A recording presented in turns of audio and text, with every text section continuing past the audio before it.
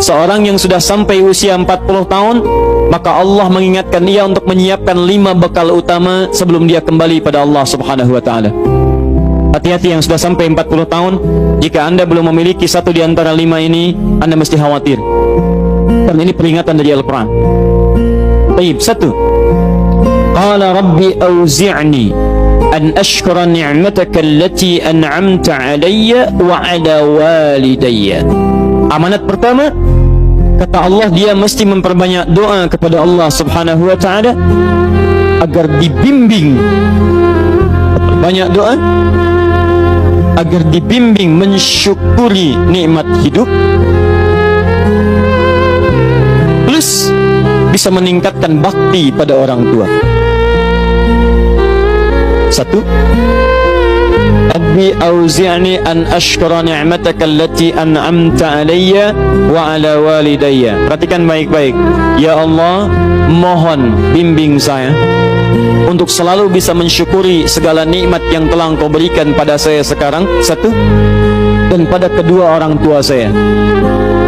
Baik, jadi kalau sudah sampai usia 40 tahun, pertama, Anda memohon doa kepada Allah untuk dibimbing terus bersyukur kepada Allah. Ini yang mau saya tegaskan. Lihat baik-baik. Apa itu syukur? Tidak ada makna lain dari syukur yang tertuang dalam Al-Quran dan hadis kecuali ungkapan kebahagiaan atas nikmat yang Allah berikan kepada kita dengan cara menggunakan nikmat itu sesuai dengan fungsi yang telah Allah tetapkan. Misal, kita akan bersyukur dengan nikmat penglihatan mata. Anda diberikan 40 tahun dalam hidup, mata masih bisa melihat. Bagaimana mensyukuri nikmat mata? Kalau Anda ingin syukuri nikmat mata, maka yang paling singkat, gunakan nikmat mata ini sesuai dengan peruntukan yang telah Allah tetapkan. Fungsi yang telah Allah tetapkan. Apa fungsi mata? Masih ingat? Melihat yang baik-baik. Quran surah ke-24 ayat 30 untuk laki-laki, ayat 31 untuk perempuan. Qul lil mu'minina yaghuddu min absarihim. Katakan pada pria-pria yang merasa punya iman. Dengan iman itu dia yakin dengan akhirat. Wabil akhirati hum yuqinun. Karena yakin dengan akhirat dia sadar akan pulang dan dia tahu nikmat matanya akan ditanya oleh Allah Subhanahu wa taala. Katakan pada pria-pria yang yakin bahwa matanya akan ditanya oleh Allah. Quran surah ke-17 ayat 36. Innas sam'a wal basara wal fuada kullu ulaika kana anhu mas'ula. Setiap pendengaran Anda, penglihatan Anda, plus apa yang Anda fikirkan, satu saat akan ditanya, dipertanggungjawabkan di hadapan Allah Subhanahu wa taala. Karena itu kata Allah, katakan pada orang-orang yang yakin dengan itu semua, ghuddu min absarihim, matanya hanya boleh melihat yang baik-baik saja. Yang tidak baik palingkan. Ibu juga sama, ayat 31-nya. Wa kullil mu'minati yaghdudna min absarihinna. Katakan pada perempuan yang merasa yakin dengan Allah, yakin akan pulang, yakin akan ditanya, matanya hanya boleh melihat yang baik-baik saja menurut Allah. Yang tidak baik palingkan. Di ghaddul basar itu bukan nggak boleh lihat, Pak. Ghaddul basar itu silahkan lihat, tapi ketika yang dilihat tidak baik menurut Allah, maka palingkan dari itu semua. Ini tidak tepat, teman-teman sekalian. Anda hanya mengucapkan alhamdulillah ya, sampai sekarang penglihatan masih baik. Belum cukup. Baik itu dipakai lihat apa? Penglihatannya baik, tapi masalahnya yang dilihat baik tidak. Itu poinnya. Maaf, ada anak usia 4 tahun, Bu, Pak, tidak bisa melihat. Dalam tidak bisa melihatnya, dia masih mau menghafal Al-Quran. Namanya Mu'af. Tinggalnya di Asyut, adanya di Kaira, negaranya Mesir. Matanya nggak bisa lihat, tapi dia sampaikan pada bapaknya, Pak, saya ingin menghafal Quran. Saya ingin menghafal Quran. Kata bapaknya, kamu yakin? Saya yakin. Baik, keluarga sederhana, punya cuman motor yang sangat luar biasa tidak bagusnya.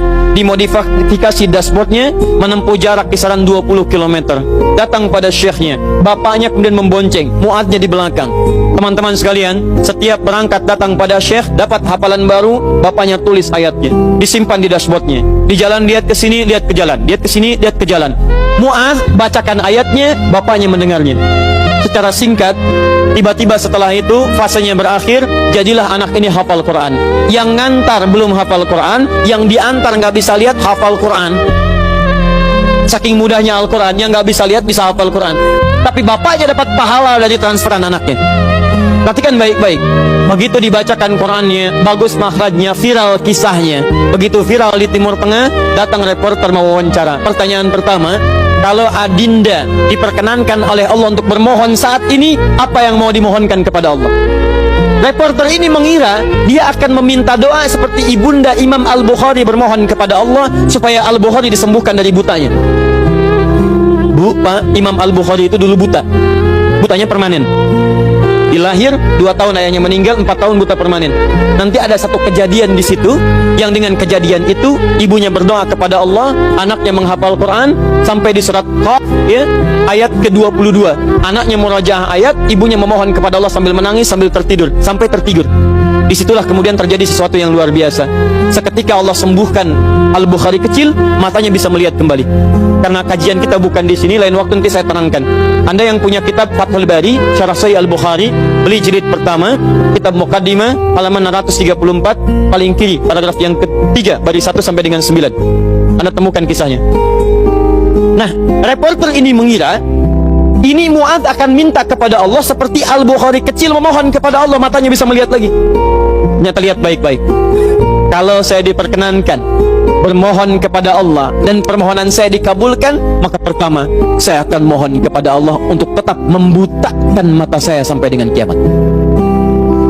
Ya Rabb, mohon butakan mata saya sampai kiamat, karena dengan buta mata ini saya bisa menghafal Quran. Saya takut ya Allah, kalau saya melihat lagi, mata saya melihat maksiat dan hilang Quran dari hafalan saya. Anda bisa bayangkan, anak kecil 4 tahun, mata nggak bisa lihat, digunakan menghafal Quran. Dan dia takut kalau melihat matanya dipakai maksiat.